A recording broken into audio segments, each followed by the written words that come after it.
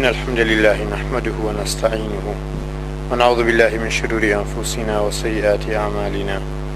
من يهده الله فلا مضل له ومن يضلل فلا هادي له وأشهد أن لا إله إلا الله وحده لا شريك له وأشهد أن محمدا عبده ورسوله. حمد و سنا و سوپاس بۆ خوایەک ئەکەین کە غەیر ئەز ئەو هیچ کەس لایقی پەرستش و عیبادەت بۆ کردن نییە. حەمد و سەنا و سوپاسی ئەو خوایە ئەکەین کە هەموو شتێک ئەو خەڵقی کردووە، مردن و ژیان بەدەستی ئەوە، ساخی و نەخۆشی بەدەستی ئەوە، بەرزکردنەوە و دانەواندن بەدەستی ئەوە. هەر کەس خودای ببێ هەموو کەس و هەموو شتێکی هەیە و هەر کەس ئەوی نەبێ هیچ کەسی نییە. حەمد و سەنا و سوپاسی ئەو خوا بەرزە ئەکەین، ئەی پەرستین، داوای لێ ئەکەین، پەنای پێ ئەبەین. سڵاواتی خوانێریم بۆ سەر ڕۆحی بەرز و جوان و خاوێنی خاتەم و ئیمامی پێغەمبەرەکان محەممەدی مستەفا صلی الله عليه و آله وسلم، پێغەمبەری خێر و بەرەکەت و ڕەحمەت و ڕووناکی. سڵاواتی خوا لەسەر ڕۆحی بەرزی ئەو پێغەمبەرە ئازیزە بێت و سڵاواتی خوا لەسەر ڕۆحی بەرزی تەواوی پێغەمبەرانی خوا بێت و سڵاو و ڕەحمەت و بەرەکەتی خوا لەسەر ئال و بەیت و ئەسحاب و ئوممەتی پێغەمبەر بێت و لەسەر هەموو ئەهلی ئیمان ئینشاء الله. بران و خوشکانی مسلمانم، سڵاوی خوا لە هەموو لایەک. لەو بەحسەدا ئینشاء الله ئیشارە بە نوکاتێک ئەکەم کە بریتیە لەوە ئەبێ ئیسلام لە پشت هەموو شتێکمانەوە بێت، ئەبێ دینەکەمان و ساحەبی شەرعەکەمان و مقدساتی شەرعەکەمان لە ڕەدەی ئەوەڵی هەموو شتێکا بێت. هەموو شتێکمان بۆ ئەو بێت، نەک دینمان ببێ بە خاتری شتێکی کە. حاکمیەتێکی بەرز و جوانی ئیسلامی بەناو دڵ و ڕۆح و گیان و منتەقە و شاخ و کێوەکانمانە وەختێک حاکمە بێ و بەو دەوڵەتە، بەو منتەقە، بەو دێیە، بەو شارە، بەو میلەتە، بەو خەڵکە ئەکوترێ ئیسلام، حکوومەتی قورئان، حاکمیەتی دین، هیچ شتێک لە پشت ئەوە نەبێت، ئەو لە پشت هەموو شتێکەوە بێت. هەموو شتێک وا تەنزیم بکرێت مادام ئەو پێڕازیە. ئەوە نوکتەیەکی زۆر زۆر زۆر مهمە. ئەو کەسانەی نەبێ کە خوا ڕەحمی پێکردون و هیدایەتی داون بەو قولە بەرزە لە ئیمان و لە عیزەت و لە تەوحید ناگەن. جا ئیلا ئەوانەی نەبێ کە خوای تەبارەک و تەعالا بەرەکەت و ڕەحمەتی ڕەشتووە بەسەریانە. جا عەزیزەکانم، ئەگەر خدای نەکردە دین وای لێ هات ڕۆژێک لە ڕۆژان بووە ئەبزاری دەست، بووە وەسیلە، ئیستیفادەی ئەبزار و وەسیلەی لێکرا، دووڕوویی و تەمەلوق و خوێڕیگەری و خۆفرۆشی و دینفرۆشی و سوکایەتی بەدین لە جامیعەیە بێحەد زیاد دەبێت. ئەلعان نمونەی بەرچاوی زۆر زۆرە،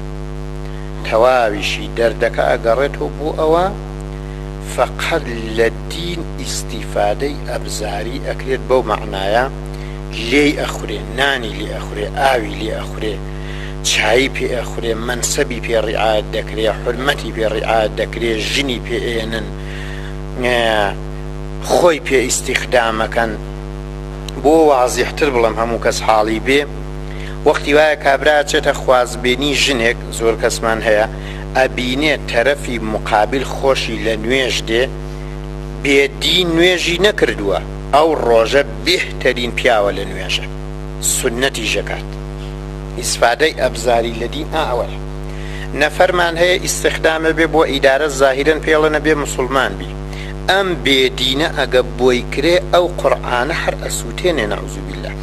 ئەو ڕۆژە بێهتەرین پیاوە ئاوی بەسەر قوربانی سەر تمیشای ڕەنگی ئەەکەی تمیشای بۆیەکەی تمیشای حاڵەتیەکەی دەم بە زکرا تەسبیحی بەدەستۆی لا ئیلاهە ئیلا الله ئەکات بەرماڵی بەسەر ئاوە ئەگەڕێ خۆی وا نیشانەیە کە ئەمە بێهترین پیاوە بێهترین مسلمانە لە حاڵەتێکا لە ناخی دەرونیشەوە نا ئیعتیقادی پێی نییە گەڕاوە ماڵی خۆی یا کەس چاوی تێوە نەبوو یا مەسئولەکەی چاوی تێوە نەبوو بابە جنۆکەیەکە جنۆکەیەک عەکسی وامان هەیە بە ناوی شەهید قوربان لێی دراوە منتەقەی بەناوە کراوە شوێنی بەناوە کراوە زل کراوەتەوە وەڵا لە حەیاتی خۆیان بوو تا نوێژەکەم گوێچکەیە بڕی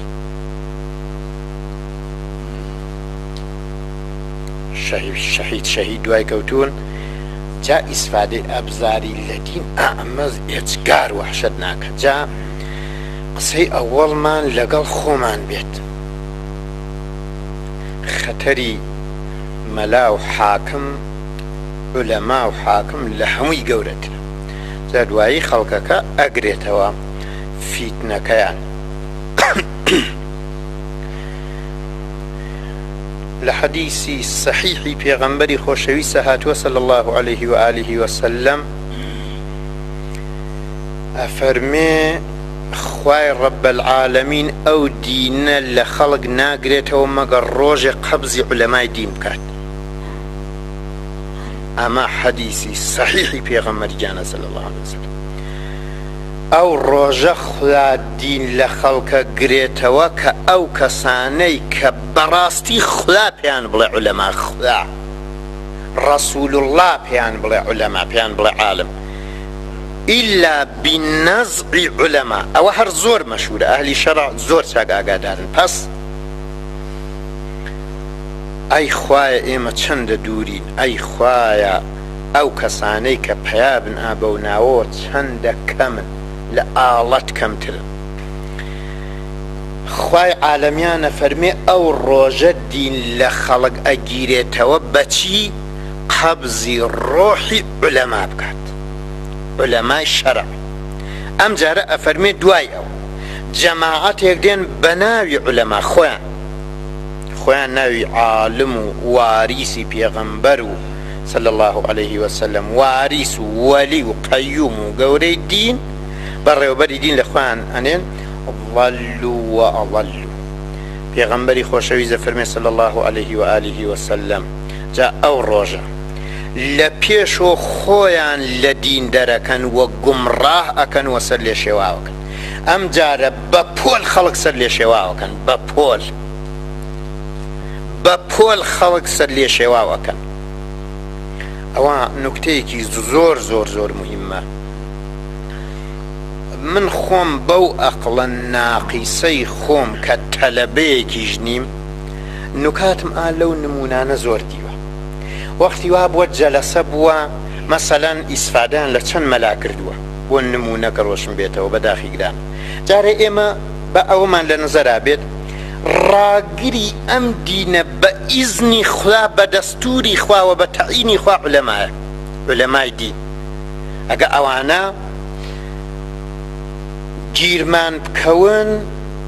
ئەوانە مایەی عیزەت و شەرەف و گەورەین ئەبێ سەعی بکەین بەدوێ ئەو پیاوە گەورانەیان بڕۆین و ئیلا فەهمی دینمان بۆ محاڵە بێت وەختێ پێغەمبەری خۆشەویستە فەرمێ صلی الله عليه وسلم ئەگا پیاوە ڕاستەکانی دین خوان ڕۆحی لێ سەندنەوە ئەم جارە جەماعەتێکی گومڕاهی لە دین ناحاڵی دین ئەبزار یعنی بۆ مەسلحەتی خۆی هەموو شتێکەکە بۆ ئەوەکە ئەو دینەی فیداکە و شتی پێپەیەکە خۆیان گومڕاکەن و خەڵک گومڕاکەن پاس ڕێزی ئەوانە لەسەر چاو و ڕۆحمانە وەختێ ناو ئەبرێ بە ناو دانێک بە ناو عالمێک دین و وجود و حیات و هەموو شتێکی خۆی فرۆشتووە هەزار کەڕەدە و دینت بۆ ئەگۆڕێتەوە لەگەڵ 100,000 تمەن حاشا وەلیلا لە ترسی خوا نەعوذ بالله ئەمە تەوهین نەبێ و نییە بە شەئنی پیاوێکی ئەهلی دین کە عالمی دینە و لە خزمەتی ئەو دینایە ئەوانە چرای ئەو سەر عەرزەن وەک شەرع فەرمێ پس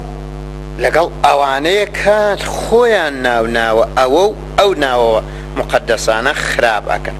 جا ئەو نمونانەی کە من جملە خۆم مشاهدەم کرد وەختی وایە ئەخم مناڵ لە ناو بردن بۆ نمونە یێنمەوە زینە بە چاڵکردنە. وەختی وا بۆ ڕێکەوتووە لە جەلەساتێکا بۆ ئەوە کە قەتعی نەسل بکەیت بۆ قەتعی نەسل بکەیت کە لە پێشەوە ئەمە دەسیسەی یەهودیەکانە لەعنەتی خۆیان لێبێت هەتا مناڵت کەمتر بێ با هیچت نەبێ با نەسل قەتعەکەی با فڵانکەی. ئەلعان لە ئیسرائیلە ئەگەر 10 مناڵیشیان بێ 15 مناڵیشیان بێ 20 بەرابەری مناڵەکانی پێشوو ئیمکانەتیان لە ئیختیاریان زیاتردانێ بۆ کە ئومەتی ئیسرائیل زۆر بێت.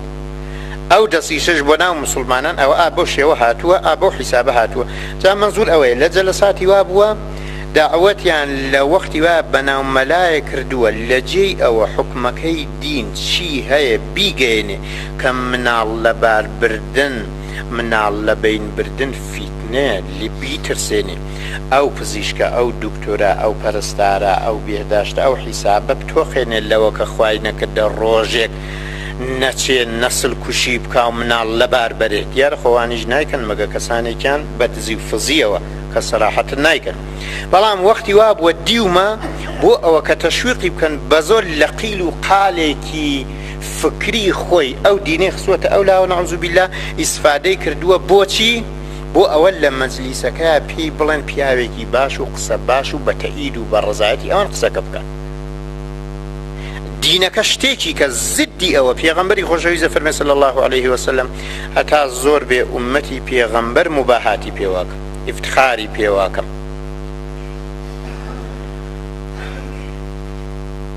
من جملە ئەوە من جملە وەختی وایە کابرا لە شوێ نابووە لە جەلەساتا بووە لە بەرنامەیە بووە لە شوێ نابووە قەسەم بەخوا زدی ئەو قورئانەی کە خوای ڕەب العالەمین ناردوێتی لەبەر خاتری ئەوە کە تەوجیهی بکا و لەگەڵی بن و خۆی خۆشەویست بکات بە مەیل و متابقی ئەو سەدها نەسی قورئانی خسوەتە ئەو لاوە بە مەیلی ئەوان چی بووە ئاوا هەسا و ئاوا دووە و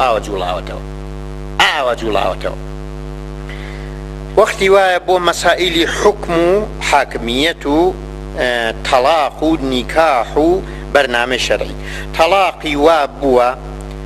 فڕی پێوە نەماوە بە هیچ مەزهەبێک بە فەرمایشی هیچ مشتەهیدێک بە بۆچوونی هیچ شەرعزانێک. وەختی وا بووە کابرا خۆشی کتوویەتی فڕی پێوە نەماوە بۆم جێبەجێ نابێت. ئەگەر پیشنەهادی پێکراوە بە 100,000 تمەن بە 50,000 تمەن بە 70,000 تمەن جوابی داوەتەوە و تەلاقیشی چا کردووەتەوە تەلاقیش نەکەوتو. لە حاڵەتێکە لە هیچ کوێ گیرت ناکەوێت. ئیسفادەی وەسیلەی لە دین ئەمە بیگۆڕی هەر چۆن کە منفعەتی گیرفانتە. ئەمە شتێکی زۆر خەتەرناکە. جا وەختی ئەو ڕیا و ئەو دووڕوویە و ئەو خەیانەتە ڕووی کردە عالمانە یا بەشێک لە عالمانی دین بەناو عالمەوە کوترا و ئیلا عالمی دینی ئەوە ناکە. ئیبن الوەقت نییە لەگەڵ وەخت ناگەڕێ لەگەڵ دەقە و سەعات و ڕۆژ ناگەڕێ بەڵکو لە خزمەتی شەرعایە. وەختی ڕووی کردە ئەوە ئەو جارە زۆر ڕاحەت ڕووەکاتە جامیعە. تازە وەختێکە وای لێ هات من دووڕوو بووم و ڕیاباز بووم و حیسابی خۆم گۆڕی و بۆ هەرچیە مەسلەحەتی خۆم بوو نیشانم دا و جێبەجێم کرد و خلافی ئەو دینە بوو. تازە دوایی بە تۆ چۆن نەوێرم کە خلافکەی بڵم وامەکە بڵم ئەوە غەڵەتە بڵم ئەوە ئیشتبایە بڵم ئەوە بێشەرعیە ئەوە دووڕوویە. جا ئەو جارە وەزعیەتەکە وای لێ دێ کەل و کونجی جامیعەکەمان ئەگرێتەوە. کار ئەکرێ بەڵام لەبەر خوانیە زەحمە دەکێشێ بەڵام لەبەر ڕیایە لەبەر پوڵە لەبەر گیرفانە لەبەر ڕشوەیە لەبەر ناوە لەبەر شۆرەتە. خوا پەنامان بایەخوا. ئەوە هەر لە بۆکانی خۆمان دوو ڕۆژە من ماشێنێگە بینم باوەڕکە لە حەیاتمان نەمدیوە کامە بنەکوچە و خیابانە پاکیەکاتەوە چون فلان ڕئیس دێ بۆ ئێرە بۆ کە بیبینێ ئەو وەزعیەتە ئەنجام شوێنی وایە لەوانەیە بڵێ 10 ساڵە لیانە پاڕێنەوە بۆیان ئیسفال ناکەن. ئەوە بە وعدەی ڕۆژێ دوان دێنن یەک دەفعە پێ ئەکێشن ڕێک و پێکی ئەکەن و ئیسفالتی ئەکەن و ئەو زەحمەتەی کە لەوانەیە بڵێ 10 ساڵە لە بەریان ئەپاڕێنەوە نایکەن لە وەختێکی ئاوایە بۆ ئەوە جا تۆ سەرنجی ئەو شتە بدات. لە پێشەوە وەکو ئەوە وایە کە بڵێ بوون و نەبوونی خەڵک ئەرزشی نییە بوومان. دووەم لەبەر ئەوەیە کە ئەگە بۆ ئەو خەڵکەیەکەی ئەگە بۆ ئەو خزمەتەی ئەەکەی ئەگەر بۆ ئەوەیەکی خالی ڕازی بێ و ئەو خەڵکە لە تەنگانە نەجاتی بێت ئەی بۆ بە مەحزیەوە ئەم کابرا مەسئولە دێتە ئێرە ئەو ناگاتەوە ئەوێت تۆ شتەکان داشاری تو ناوەڵە هەرە و ماشێنەکە گسکەکەی پێوەیە کە لە حیاتما من نەمدیوە ئابە شێوە بزان لە 3 ڕۆژیکەی بینیەکە کابرا هاتوو ڕۆیۆ نەوەڵان نایبین دەی خوا پەنامان بایە خۆ ئەوە وەختی وایە دەسەکرێ بە ڕشوەخۆری بخایە وەختی وایە ئەوە دێ مەعمور ئارەقەگرێ و بۆ فەساد نەبێ و بۆەوە خەیانەت نەبێ بۆ فڵان نەبێت وەلی وەختی وایە هەر ئەو مەعمورە 20 ماشێن ئارەقت بۆ ڕەت دەکات چون ملیۆنێ تمەنی داوە چون 500,000 تمەنی داوە چون 2 ملیۆن تمەنی داوە دەی خوا خەجاڵەت و ڕووسیا هەتکا بە 2 ملیۆن تمەن خوای تەبارەک و تەعالا حەڵاڵی ئەکا تۆ ئەگەر ڕاست بکەی ئارەقەکە بگری و تلیاکەکە بگری و بیسووتێنی و لە بینی بەری و منهەدیمی کەی و لەبەر خاتری خوا بێت ئەمڕۆژی کەی بەیانیژێکەی 2 بەیانیژێکەی مانگێ و کارت کرد ڕێی ئارەخۆر تەواو بوو نەوەڵا وەختی وا بووە لەبەر مناسبەتێ 2 ڕۆژ ئەو مەرزەیان گرتووە 1 پوت بنزین دەرنەچووە 1 پوت لەبەر ئەو مناسبەتێکی خۆیان بووە یەک دەفع ئاخر ئەماگە ڕستی خەڵکەوە نانی خەڵکەمە ئاوی خەڵکە خە وەختی وایە کابران نەخۆشیە ماڵ و مناڵی هەیە 4 سەعات ئەبێت لەبەر ئەو تاوەیە بیهێنێ و بچە شەو لە بنج وەختی وایە کەزابی وام دیوە بە ماشێن قەسەم بەخوا ئەترافیان کردووە وەختی وا بووە بە ماشێن 2 ماشێن 3 ماشێن لێی داوە یا تەسادفی کردووە یا گیراوە بە مەحزی ئەوە شتێکی ئاوە بووە 10 بەجێ ئەو کەزابانە حواڵەیەکیان فریا خستووە فڵانێکیان فریا خستووە بۆ دزیەکان بۆ پی نەکردو کاتی تەواو بووە ئەگە بە سزمانێکی ڕێکەوتووە 4 لیترێکی پێ بووە یا کاری حتمی خۆی پێی بووە 100 مەخمەسەیان پێ خوڵقاندووە جا ئەگەر شت لەبەر خاتری خودای تەبارەک و تەعالا کارەکان نەکرا دین بووە وەسیلە و ئەبزار ئەو پەنە ڕوەکاتە جامیعە دووڕوویی درۆزنی کەزابیەت وەختی وایەوە لەو ئیدارانەوە شوێنیاندانەوە بووە نوێش هەیە لە ڕووی ئیمانێکی کامڵەوە نوێژی خۆیەکە و تاعەتەکە و عیبادەت دەکا بەڵام زۆری باوەڕکە لە مێشکی سەری نەی 1 ڕکعەت نوێژ بۆ خوا ناکە ئەوە وەکو مەعزەرە دەخوازم ڕێویەکە کەشیەکە بەسێ بەسەریەوە ئەبێتە وەلی و ئەمینی ئەو خەڵکە ئەو لیوا خۆی ئەمینە کاتۆ لەبەر خاتری ئەوەکە خدایشی گۆڕیوەتەوە لەسەر ئەوەکە حقوقی 100,000 تمەن و 200,000 تمەنەکەی سەری مانگانەی لێ قەتع نەکەن خدا فریوەدا خدا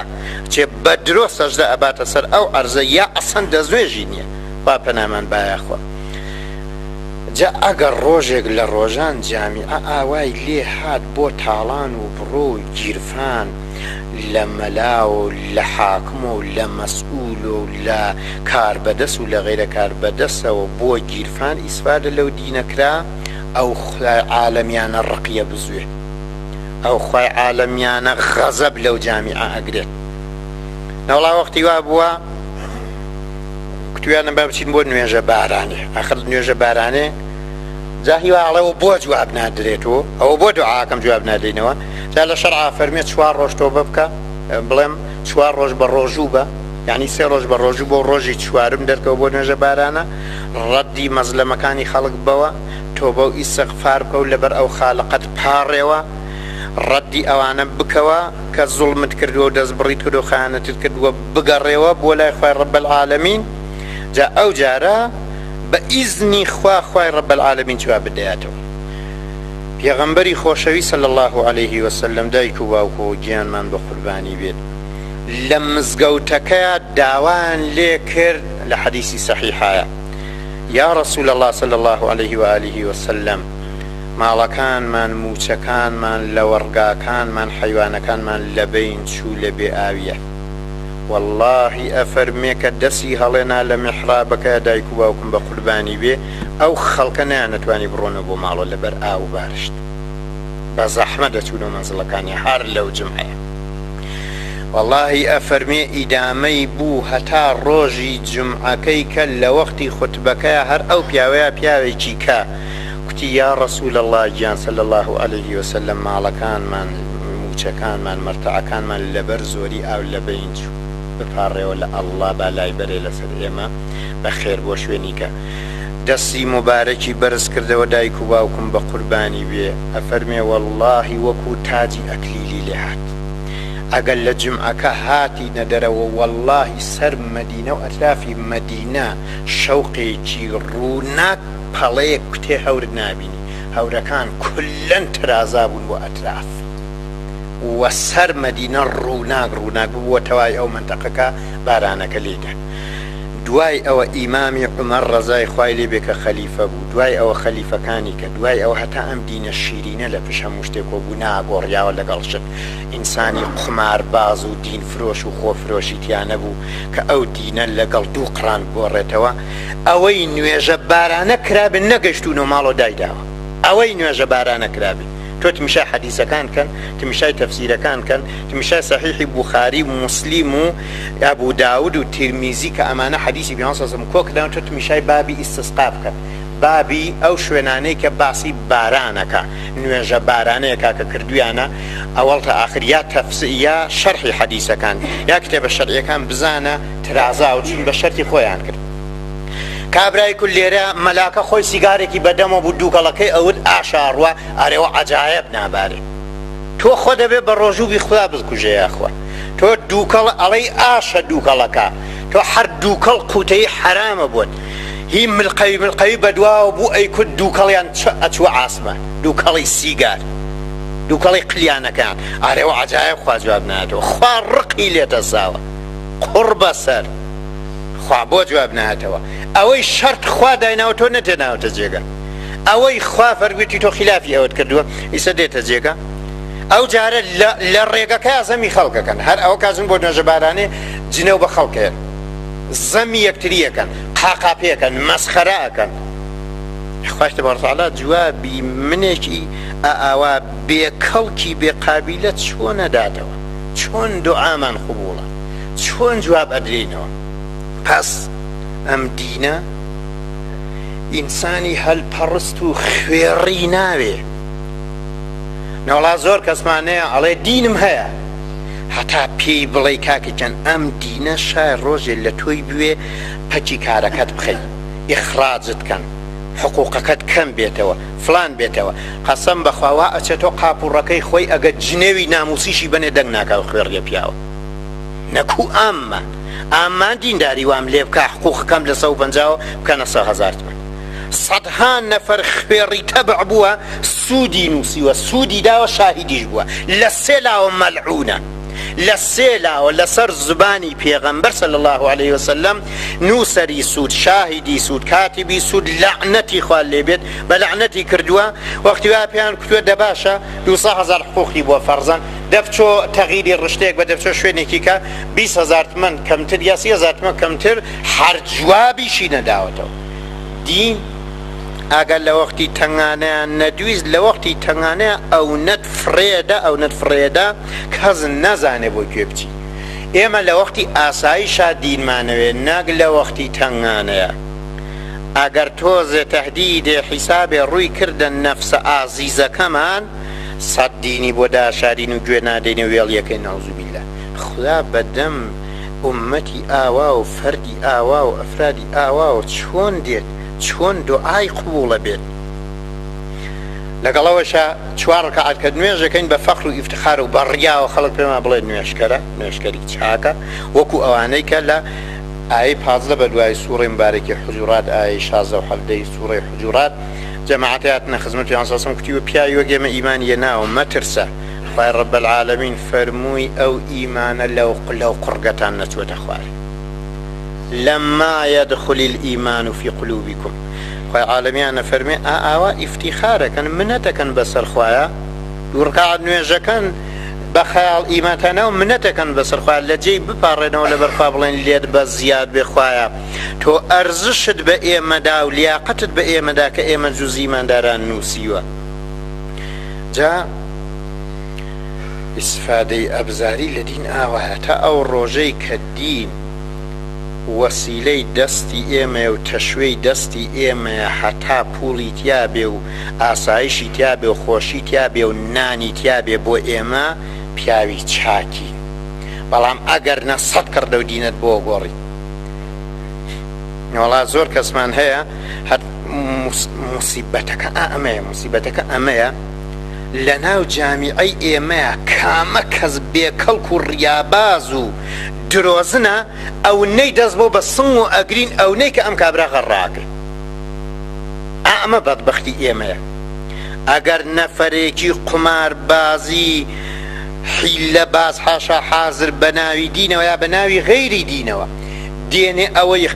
خولانەیەوێ ئەواکە ئەگەل ناو جامیعەیە چواکە ڕسووکی پێ بکرایە بێ ئەرزشت میشای بکرایەت وەڵاوە نابوو. لە زمانی پێغەمبەری خۆشەویستە صلی الله علیه وسلم ئینسانی سووک نێتوانی ئیدارە بکات بۆ معقوڵ نەبوو لای خەڵک. ئەلعانە بینی نەفەرێکی بە سزمانی بێماڵی بێسەروەتی بێدارایی بەڵام وجودی تەواوی ئیمانە، ئەهلی نوێژە ئەهلی تاعەت عەلە عیبادەتە، بێزەرەرە، پاکە، خاوێنە، لەبەر خاتری ئەوە یا شوانێکە یا فەقیرێکە یا داماوێکە بێ کەسێکە تۆت میشاکەن باوەڕکە ئەو خەڵکی ئێمە وای لێ هاتووە ئەگەر دێتە ناو جامیعەوە ناو خەڵکەوە نە لەبەری هەڵەسێ نەگوێی ئەدەنێ نە لازمە ئەسەن نیازی ئەوە نابین ئاوات میشایەکیکە ملچەورێک وەکو زەردەواڵە کە چۆن بە شوێنێکۆیە ئەماسێ ئەو نەی خواردووە ملی ئەو نابێک ئاوای لەکەی ئەماسێ بەوە مەسئولی ئیدارەیەکە بەوە حاکمێکە بەوە مەسئولێکە کەس نازانێ دینی چییە جا مەغرور جا متەکەبیر جا بۆخەمانن لە پەنجامێکی و ئەو خەڵکە ئەیبینێ سەلام عەلەیکم تعزیمی بۆ کاو لە خزمەتیایە و کەوشی ماچەکا و ئەیەنە لای سەروە دایانێ و لە دوورە کەوشی بۆ دایانێ و دە ئەوە ئەو جانەوەرە و نەیکا بێتە جانەوەروە دا ئەوە ئەو بەدبەختە ئەوەی کە قوڕەکرێ بەسەریە دا ئەوەی کە بە شەلاق لە دەمی من و تۆدا چون ئەڵێ بەزنی ئەها چەندە ماقوڵم ئەها چەندە گەورم ئەها چەندە بەڕێزم ئەو مەسئولە ئەو ڕەئیس دادگا ئەو ڕەئیس ئیدارە ئەو مەسئولە ئەو چۆماغ بەدەسە ئەو تفەنگ بەدەسە ئەو مەعمورە ئەو پیاو کوژە سەد ئەوەی کە بە غورور و غەڕابێ هەڵێ لەخوا بە زیابێت میشاچم مەنزیلەتێکم دروست کردووە خۆ لە دین و ئیمان حاڵی نی وەختەیش بینێ ئەو خەڵکە لە دوورەوە ئاوا کەوشی ماچەکە دێوەڵا غەڕاترە بێ دێوەڵا بەبەخترە بێ ئەم بە سزمانەی ئەبێ ئیحساسی زیلەت بکات لەوانەیە تووشی کوفر بێت چون خۆی لە مێلورە بەچکۆ لە دەزانێ لە چاو خەڵکە بۆ مسلمانان توخوا ئەوە وەزع بۆ ئێمە تۆخوا خەجاڵەتی نییە تۆخوا مردن نییە لە زمانی پێغەمبەری خۆشەویست صلی الله علیه وسلم هاتن تعریفی پیاوێکیان کە کوتیان قوربان ئەمە ئەوە فەرمووی پشتان شکان بەسیکە پێغەمبەری خۆشەویست فەرمووی قەتەعتم زەهرە ئەخیکم بە ڕیوایەتێکیش کەسەرتم زەهرە ئەخیکم فەرمووی ئەو پشتەتان شکان ئەنی خەریکن وای لێکن لە خۆی دەربچێت لە زمانی ئیمامی عوسمانە حەدیثێکی معتەبەر کابرا هات کوتی وەڵای قوربان واقعاً پیا و هەرتۆی واقعاً بە ڕێزی زاوای پێغەمبەری خۆشەویستی وەڵا گەورەی هەر لە تۆ لایقە واقعاً حەزەتی عوسمان لایقی پێغەمبەری خۆشەویست خۆی لە حەدیثە نایی بردووە بە عەشەڕەی مبەشەڕە ناوبراوە ئەفەرمێ میقدار ڕەزای خوای لێبێ کە سەحابەیەکی پیان سەلەمە مشتێ خۆڵی هەڵ گرت و کردی بە دموچاوی ئەو نەفەرەیە کە بە تعریفی ئیمامی عوسمانیە کرد ئاوا بەرەو ڕوو ئەیزانی کەوانیە خەتێ شتێکی بێت دەی کابرا ناڕەحەت بوو کوتی بۆ هات کرد کوتی ەزانی بۆ ئەم کرد چون پێغەمبەری خۆشەویست فەرمێ ئوحث التراب فی وجوه المەداحین تۆز و خۆڵ هەڵپژێنەوە بەسەر و چاوی ئەو مەداحانەیە ئەنی ئەو متەمەلیقانەیە تۆ بینی هەتیوەیەکی مەسئول کە دێتە شوێنێ لەولاو ئەوە بەڕیز ئەمە فلان دەی حەزرەتی فلانی نازانم چی لە عمری باوکیشی خۆی نەیبیستووە لە عمری باوک و باپیری ئەوە بووی بە نور، بووی بە ڕەحمەت، بووی بە بەرەکەت، نەخەینە وەڵڵا یا بەخێرنە یا خوددا ملشکێنە وەڵڵا بێ ئەرزشی بێ قابیلەتی بێ ئیعتباری مادام لە خزمەتی دینی خوایانی، مادام بێ نوێژی، مادام بێ تاعەتی، مادام بێ عیبادەتی. ئاخر بۆ خاتری خوا مەسئولی کۆمونیستا دوایان لەگەڵ کرد، مەسئولی لائیکا دوایان لەگەڵ کرد، مەسئولی زدی دینەکە تا دوایان لەگەڵ کرد. هی وا هاتکا کە مسلمانان بە مێلورەیەک نازانێت لە بن قاچی خۆیان ئەو نە مەغرور و غەڕاو لە خۆ دەرچووە. ئەمان لە بەرا کرد تۆ میشە ئەو خەڵکە چ وەزعیەتێک چ حیسابێک جا ئەوە بینی لەو ڕادیۆیانە تۆ سەرنج بن ئینسان ئیحساسی خەجاڵەتیەکە دێنن جایزە تەعینەکەن دوو سێ ڕۆژ پێش ئەوە ئەگا کار کەس کەلیمەیەکی باش بڵێ، تەوسیفێکی جوان بڵێ، کەلیماتێکی قولم بە وسولم بە بخاتە سەر یەک دوای کۆیەکەنەوە سەر یەک ئیجازەیە نییە دەنێ جایزەیە دەنی. جا شتی وا ئەڵێن خوا ئەیزانێ ئینسان ئیحساسی خەجاڵەتیەکە، ئیحساسی خەجاڵەتیەکە دێنن کەلیمەی شەیتانی دروستەکەن ئەویان چوار تەمجید کە ئەویکەی کاتە پێنج لەبەر جایزەکە، لەبەرەوە یاسکەیەکی بۆ دێن نیوسکەی بۆ دێ مسلمانی خوێڕی تەبع چ عیبە. جا ئیسا لە زۆر شوێنە ئەبینی لە شوێنێکە کە مەسئولێک بە جوانی کار نەکات، تەوسیف نەکات، سەنا نەکات، ڕیانەکە، پوازێکی بۆ دانێن، پوازێک یعنی دانێکی کاخەنە پاڵی بۆ ئەوەکە ئەگەر بێت و ئەم دانیان زۆر موتیع نەبێ تەهدیدی ئەوە کرێ کە ئەوە دەربکرێت ئەوی کە بێتە جێگەی. جا لە عیبەت یەکتری ئەو پێنج کە ڕسڵاوات لێدە ئەوی کەی کاتە شەش، ئەو کردیە شەشەوەی کاتە حەوت، ئەو کردیە دەوەی کاتە دوازدە. هەر لە ناو بەداخێکی زۆر زۆر گرانەوە، بەداخێکی زۆر گرانەوە، هەر ئەمە حتا زۆر شوێنی گرتووەتەوە، زۆر کەسی گرتووەتەوە، زۆر مەراسی، زۆر شوێنی مقدەسی گرتووەتەوە. لە ناو ئیمامی مزگەوتەکانە ئەو کارە کراوە، پوازێکیان لە پاڵە داناوە. خوا پەنامان بایە. دەی کاکە جا تۆ خوا ئەو دینە بەرزە دایک و باوکم بە قوربانی کەلیمەیەکی بێ وەختێ وای لێ هات چوار هەتیوەی وەک من بۆ نان و خوان و ئەم بەراوبەر هەمانە هەر لە خۆمان ئەیێنن. آخر چوونی ئەمرە و حەج داوەتی ئەڵڵا گیانە، داوەتی ئەڵڵا گیان داوەتت دەکا بۆیشی نووسیوی ئەگەر ئەمە و ئەمە و ئەمەم پێدای وەرە بۆلا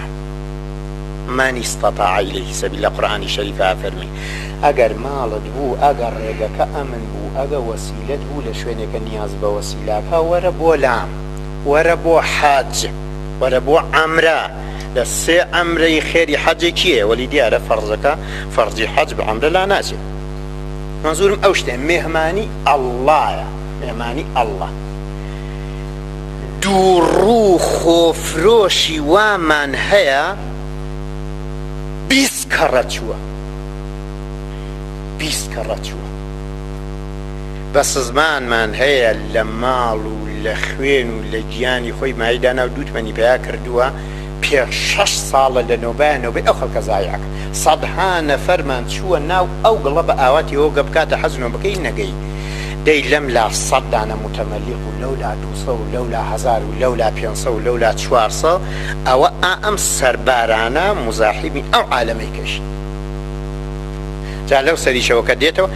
هیچ کە خەرجی نەکردووە خەرجیان داوەتی، ماڵیان داوەتێ، سەروەتیان داوەتێ، پولیان داوەتێ، قوربان خزمەتیان کردووە، شتیان داوەتی، ئیمکاناتیان خزوەتە اختیار بۆ بچێت لەوێ درۆ بکە، بۆ بچێت لەوێ شاهیدی نابەحەق بە، بۆ بچێ ئەوەی کە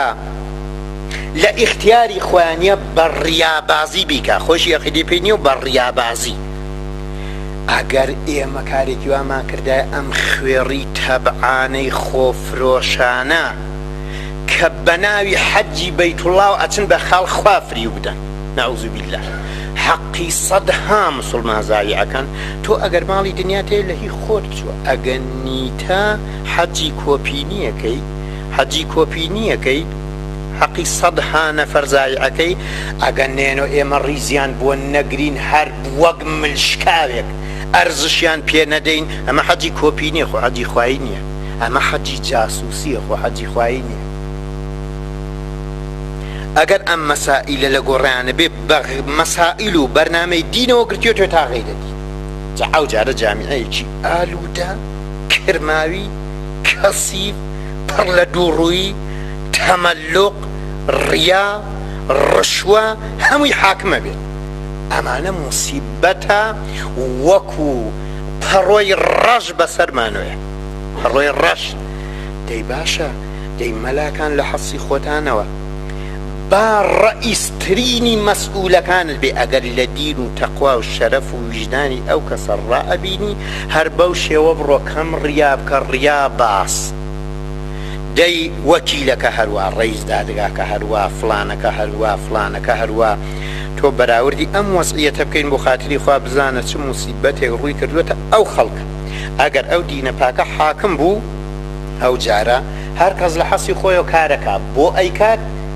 لەبەر ئەوە کە ئەڵڵاه ئەفەرمێ پێغەمبەری خۆشەویست گێڕاویەتەوە ئەفەرمێ خوای ڕەب العالەمین کەسانی وا ئەخاتە ژێر سێبەری ڕەحمەتی خۆی لەو ڕۆژەیە کە سێبەر نییە ئیلا سێبەری ڕەحمەتی ئەو نەبێت کە وەختی وایە خزمەتیان بە مەخلوقات کردووە خێریان کردووە زەکاتیان داوە سەدەقەیان داوە پیاوەتیان کردووە ئەو نە متمەئین و دڵساکنن بەوە کە ئەڵڵا بیان بینێتە کەسی کە نایان بینێ کە ئەو دەسەی ئەیکا و دەسی چەپە کە ئەو دەسی چەپەی کا و دەسی ڕاستە نایبینێ ئەوەندە متمەئینن ئەو جارێکی هەموو وەختێ کارەکرێ ئەو جارە ڕیابازی و خەیانەت و ڕشوە و درۆ حاکم نییە ئەو جارە وان نییە کە هەر کابراکرد بینی بۆ بڕێ پوڵەکەت بۆ زیاد کە کارێ بکەی دوای نێکی نەوەڵا هەر ئەو چراخانانە لەو مەراسمانەیە جێبەجێکرێ بە 100 ملیۆن و بە 200 ملیۆنیش نەجاتی نابێ دەی ئەو هەمووە فەقیر و داما و هەناسە سەردە ئەم هەمووە چراخان و حیساب و ئەم بەراوبەرە بۆ ڕیا چ جێگەیەگەکرێت چ ئەرزشی هەیە چ قابلیەتی هەیە خوا پێی خۆشە وەڵڵاهی خوا ڕقەساوە والله خدا لەوە ڕقەساوە سەدها نەفەر لیوا ناموسەکەیان لە خەتەرا دووتیکەنان بکۆن تۆ 100 ملیار تمەن لیوایە هەر بە برق و بە شەوق و بە نورەفکەن و بەشتی هیچ و پوچ تۆ لیوا بڵاوەکەیتەوە تۆ لیوا مەسرەفەکەی تۆ لیا بە هەدەرەدەی دەی هەرکەس لە حەسی خۆیەوە دینی بێت مەسئولە تۆ نامری کارمەند تۆ نامری کار بەدەست تۆ نامری مەلاو ئیمام جمعە تۆ نامری هەرکەس لە حەسی خۆیە ئەوەی کە پێی ئەگا هاوارێک ناکا قبوڵی ئەکا و لە خزمەتیاتی و لێی ئەڕفێنێ تۆ نامری ئەوە حەقی ئەو خەڵکەی ئاوە پایماڵەکرێ حەقی ئەو مەزلومانەی ئاوا بە هەدەر ئەچێ بۆ ڕشوە و ڕشوەبازی و خەیانەت و خەیانەتکاری جا هەمووی بگەڕێتەوە سەر ئەوە ئەگەر دین وای لێ هات بووە ئەبزار و ئالەتی دەست ئەو پەنەڕوەگاتە خەڵک و ئەو جارە ناو جامیعەیەکی ئاوا ملقەویە پێغەمبەری خۆشەوی صلی الله عليه وسلم لە چەندین حەدیثە ئەفەرمێ دوای چەندها ساڵ لە ئاخریە لە ئومەتما قەڵەوی زۆرە بێت سبحان الله قەڵەوی زۆرە بێت قەڵەوی فقط ئەخەوێ لە ئەنواعی شۆربە لە ئەنواعی خواردن لە ئەنواعی گۆشت ئەو جارە دێنێ خەڵکی ئیسە زۆری سەرنجی بە مازەرە دەخوازم پیاوەکەی لەگە ژنەکەی ناناسرێتەوە زۆری ملچەور دێنێ دائیمە خەریکی ئاڕایش لە ئەنواع و تەعام ئەگە پێی بڵێ کافر گەیە نزیکی مەرزەکەت نەڕۆیەممان کارم پێ نیە من کارم بۆ چێخ پیاو بۆ کوژم خەڵک بۆ کوژم ئاواش خوێڕگە پیاوێکی کەسیفی بێکەڵکی بێقابلەتە بۆ ئیسلام لە حاڵەتێکە تا پێغەمبەری خۆشەویست بوو صلی الله عليه وسلم لە ڕۆما کوتیان نزیک بە 200,000 نەفەر کۆبووەتەوە لە غەزوەی مبارەکی تەبوکە خەریکە بە خاکی حیجاز حەملە بکە لەشکرەکەی پێغەمبەر صلی الله عليه وسلم پێشدەستی کردگەیە تەواوی خولەفاکانی پێ صلی الله عليه وسلم کاریان بووە یەک جوڵی کافر نیشان درابێ ئەمان پێشدەستیان کردووە 20 ڕۆژ لە تەبوکە ئەمێنێتەوە ڕەسوڵ الله صلی الله عليه وسلم وایان لێدی ڕیخۆڵەی وشترە خۆن غەزوەیە کە خدا لە قورئانە فەرمێ خوا خۆی ئەزانێت چەند نەسەفر بووە ئاوا ئەم بێکەڵکانش کە خۆمم ئیستا ئەگەر کافریش بێتەنە دیفاع لەوانە کرد ئەگەر جەماعەتێکیش بە عینوانی تابعیە لە ڕێی سەحابەی پێغەمبەر صلی الله علیه و سەلەم بیانەوێت جیهاد لەگەڵ ئەم کافر و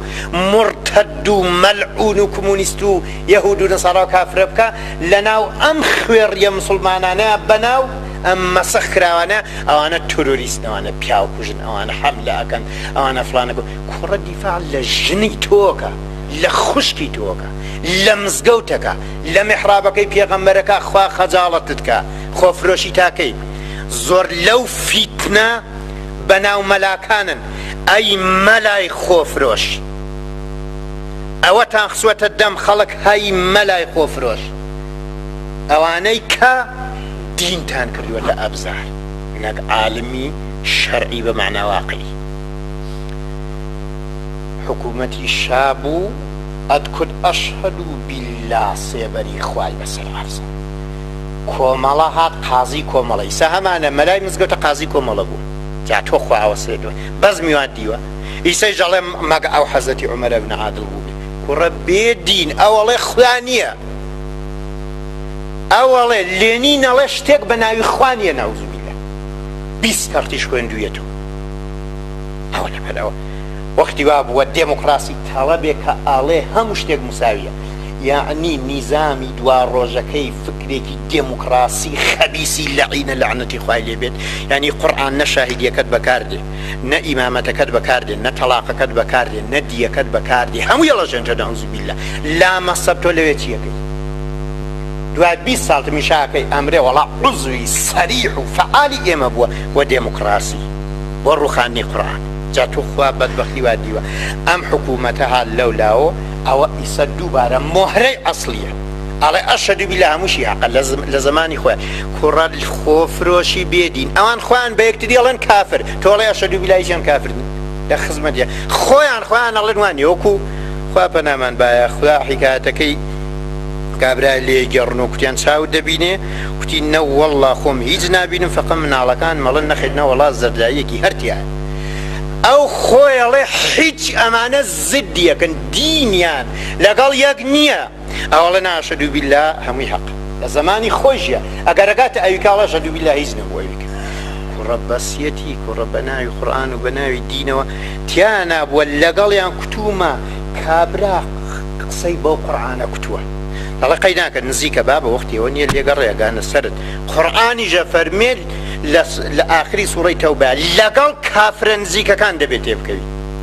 وەختی وا ئەبینی قسە ئەڵێ بە کافرێکە لە ئوسترالیا لە ژاپۆنە لە ئەمریکا بۆ چون قەت دەستی پێی ناگا زەرەری بۆی نیە وەلی کافرێ لە پاڵ خۆیان لە دێکەی خۆیان لە شارەکەی خۆیان 4000 ئەونەی ئەو کافرێ ئەو لا زەرەرەتی ئەڵێ ئامان قڕوقە خوای تەعالا ئامان بۆ وجودی عەزیزمان لەبەی نەسی خوای تەعالا ئیجازەی داوە چێکەی بیکە کوڕەکەم ئەو خەڵکە ڕیاباز و دووڕ و ترسەنەوە خوێ ڕیبار بێنی خوا پەنامان باخ ئەگەر زۆر لە مەلا ئیسلاح بێدە و خەڵکە ئیسلاح فیتنە ئەوەیە کە بابی عەقیدەمان سفرە ئەلفبائیە ساغ نەبووینەوە ئێمە چی وەلا و بەڕائێ کە مەرزی ئیسلامە دوژمنت کێ و دۆستت کێیە لە پاڵ خۆشتا بێ هەر دوژمنت بێ بە ئیعلانی بکەی بە ئیبراهیمی خەلیل الله ئەفەرمێ بێ لەو بچن چون بە باوکی خۆی کورد بەریم بۆغز و بۆغزا و ڕق و عەداوەتی ئەبەدیم لێتان هاتە ئەو ڕۆژێ دێنەوە بۆ خزمەت دینەکەی خوا و حەتا تؤمنوا بالله وحده خوای عالمێنە فەرمێ لەوام چی کەچی ئیسە کە ئەڵێ با لەو بچین ئەڵێ ڕۆژی نەماوە بەکاریەوە نایە دەرد زۆرە بەڵام داخی گرانم بۆ ئەو نورە پاکەی ئیسلام کە ئەو ڕۆگەیوەتە دەست ئێمەی چکۆلە ئێمەی زەعیف ئێمەی چەند ڕوو دوو ڕووش کەمە ئابێ بڵێن 7 ڕوو ئەو دینە پاکە ساحەبی ئەو دینە پاکە ئاوا کۆمکمانەکە بۆ ئەو نەسلە ئاوا وەجاخی ئیسلامان پێ ڕۆژ نەبێت و نەقەسەم بەخوا جا مەگەر خوا سیستمێکی متغایر لەوەی کە هەمانە متەزاد لە نەزەر فکریەوە تەجدید نەزەر بکەین بین یا ئەبێ ئێمە بەجێ بێڵین بۆ نەسلی دوایی وەلی خۆش بە حاڵی نەسلی دوایی کە پێغەمبەری خۆشەویست خەبەری دا فەرمی هەرە و دینە زیدووە بێتەوە لە جەماعەتێک لە ئاخر زەمانە کە وەک سەحابیەکانی پێغەمبەر وابن و ئەهلی ئاسمان خۆشیون بۆ ئێمە نمونەیەکی لێ نەبین بۆ بۆیەکی لێ نەبین حەسرەتەکە لە قەبر و قیامەتە بۆمانە یا ربی خوای ڕحمان پێ بکە، یا ربی خوای هیدایەتمان بە، یا ربی خوای لە ڕیا و دووڕووی بمان پارێزە، یا ربی خوای حەق و حەقانیەت و پاکیمان بە قسمەتکە، یا ربی خوای بەر شفاعەتی ئەو پێغەمبەرە خۆشەویستەمان خە، یا ربی ڕحم بە دین و دنیامان بکە. وآخر دعوانا أن الحمد لله